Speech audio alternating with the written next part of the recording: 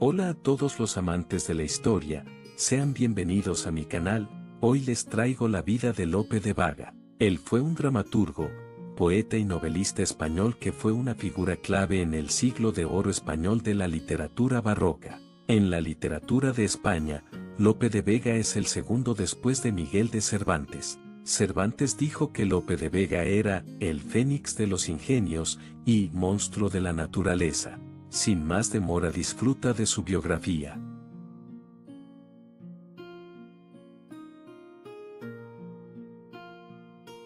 Lope de Vega Carpio nació el 15 de noviembre de 1562, en la ciudad de Madrid, en la Puerta de Guadalajara, en España, en el seno de una familia de oriundos del Valle de Carriedo. Fue hijo de Félix de Vega, era bordador, y de su esposa Francisca Fernández Flores. Más tarde tomó el distinguido apellido de Carpio de su abuela paterna, Catalina del Carpio. Tras una breve estancia en Valladolid, su padre se trasladó a Madrid en 1561, quizá atraído por las posibilidades de la nueva capital. Sin embargo, Lope de Vega afirmaría más tarde que su padre llegó a Madrid a través de una relación amorosa de la que su futura madre habría de rescatarlo. Así, el escritor se convirtió en fruto de esta reconciliación y debió su existencia a los mismos celos que tanto analizaría más tarde en sus obras dramáticas. Los primeros indicios del genio del joven Lope se hicieron evidentes en sus primeros años. Su amigo y biógrafo Pérez de Montalbán afirmó que a la edad de 5 años ya leía español y latín. Mientras aún no sabía escribir, compartía su desayuno con los niños mayores a cambio de su ayuda para transcribir sus versos. A los 10 años ya traducía versos latinos. Escribió su primera obra de teatro a los 12 años, supuestamente El verdadero amante, como afirmaría más tarde en su dedicatoria de la obra a su hijo Lope, aunque estas afirmaciones son muy probablemente exageradas. Su gran talento le llevó a la escuela del poeta y músico madrileño Vicente Espinel, a quien más tarde siempre se referiría con veneración. A los 14 años continuó sus estudios en el Colegio Imperial, un colegio de jesuitas de Madrid, del que se fugó para participar en una expedición militar en Portugal. Tras esa escapada, tuvo la suerte de ser acogido por el obispo de Ávila, quien reconoció el talento del muchacho y lo hizo ingresar en la Universidad de Alcalá. Tras la graduación, Lope había planeado seguir los pasos de su patrón y unirse al sacerdocio, pero esos planes se vieron frustrados al enamorarse y darse cuenta de que el celibato no era para él. Así, no logró obtener el título de bachiller y se ganó la vida como pudo como secretario de aristócratas o escribiendo obras de teatro. En 1583 Lope se alistó en la Armada Española y entró en acción en la batalla de Pante Delgada en las Azores, bajo el mando de su futuro amigo Álvaro de Bazán, primer marqués de Santa Cruz, a cuyo hijo más tarde dedicaría una obra de teatro. Después de esto, regresó a Madrid y comenzó su carrera como dramaturgo en serio. También comenzó una relación amorosa con Elena Osorio, que estaba separada de su marido, el actor Cristóbal Calderón, y era la hija de un destacado director de teatro. Cuando, después de unos 5 años de esta tórrida relación, Elena rechazó a Lope en favor de otro pretendiente, sus ataques vitriólicos contra ella y su familia lo llevaron a la cárcel por difamación y, en última instancia, le valieron el castigo de 8 años de destierro de la corte y 2 años de exilio de Castilla. Después de difamar a miembros de su familia en sus escritos, Lope de Vega se exilió sin amilanarse. Llevó consigo a Isabel de Alderete y Urbina, de 16 años, conocida en sus poemas por el anagrama Belisa, hija del pintor Diego de Urbina. Los dos se casaron por presiones de la familia de ella el 10 de mayo de 1588. Apenas unas semanas después, el 29 de mayo, Lope se alistó para otro periodo de servicio en la Armada Española. Era el verano de 1588, y la Armada estaba a punto de zarpar contra Inglaterra. Es probable que su alistamiento militar fuera la condición exigida por la familia de Isabel, ansiosa por librarse de un yerno tan poco presentable, para perdonarle por llevársela. Sin embargo, la suerte volvió a serle útil a Lope y su barco, el San Juan, fue uno de los que llegaron a los puertos españoles tras aquella fallida expedición.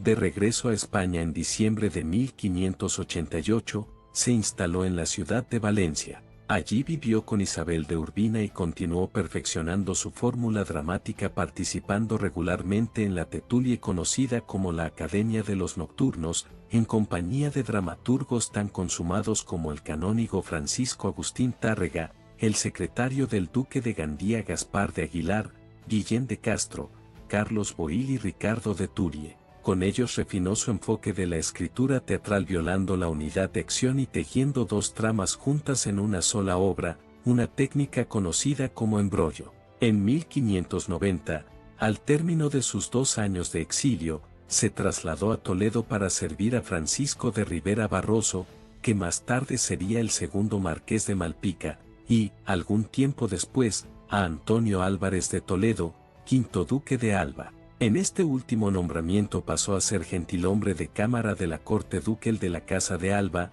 donde vivió de 1592 a 1595. Aquí leyó la obra de Juan de la Encina, de quien mejoró el personaje del donaire, perfeccionando aún más su fórmula dramática. En el otoño de 1594, Isabel de Urbina murió por complicaciones posparto. Fue en esta época cuando Lope escribió su novela pastoril La Arcadia, que incluía muchos poemas y estaba basada en la casa del duque en Alba de Tormes. En 1595, tras la muerte de Isabel en el parto, abandonó el servicio del duque y, pasados 8 años, regresó a Madrid.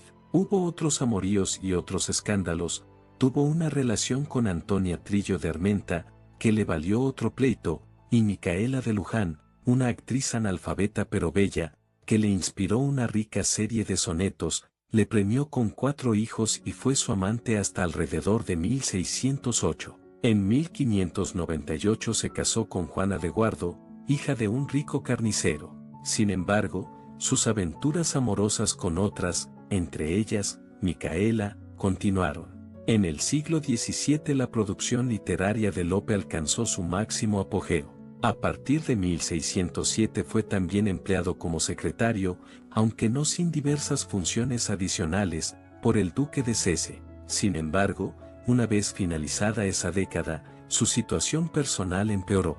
Su hijo favorito, Carlos Félix, nacido de su relación con Juana, murió y, en 1612, Juana misma murió al dar a luz. Tras la desgarradora pérdida de su hijo y esposa, Lope convocó a sus hijos restantes aún vivos bajo el mismo techo para consagrarse al cristianismo. Sus escritos de principios de la década de 1610 también asumieron fuertes influencias religiosas y, en 1614, se unió al sacerdocio. Sin embargo, la toma de las órdenes sagradas no impidió sus escarceos románticos, es más, proporcionó a su patrón, el duque, varias compañeras femeninas. La relación más notable y duradera de Lope fue con Marta de Nevares, quien lo conoció en 1616 y permanecería con él hasta su muerte en 1632. El periodo de la vida que caracteriza la ordenación sacerdotal de Lope de Vega fue de profunda crisis existencial,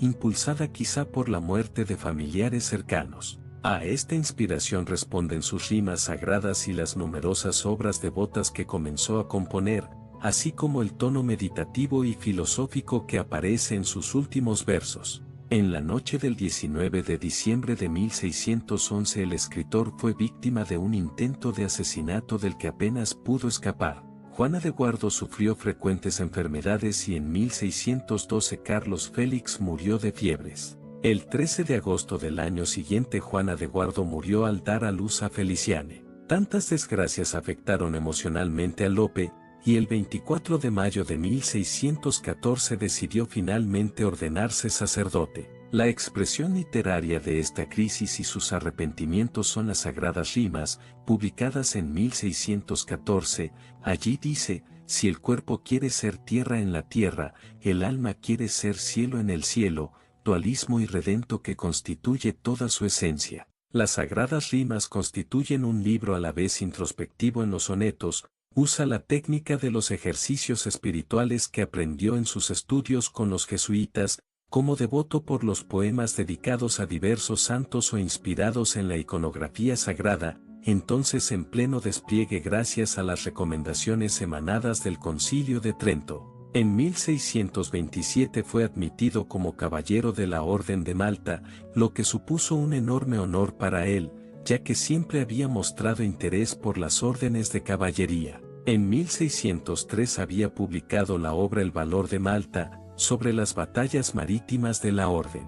En el retrato que le hizo Eugenio Caxés viste el hábito de la Orden de Malta. En 1635 se produjeron otras tragedias, como la muerte de su hijo con Micaela y digno poeta por derecho propio, en un naufragio frente a las costas de Venezuela, y el rapto y posterior abandono de su amada hija menor, Antonia. Lope de Vega se acostó y murió de escarlatina en Madrid el 27 de agosto de ese año. Fue enterrado en la iglesia de San Sebastián de Madrid.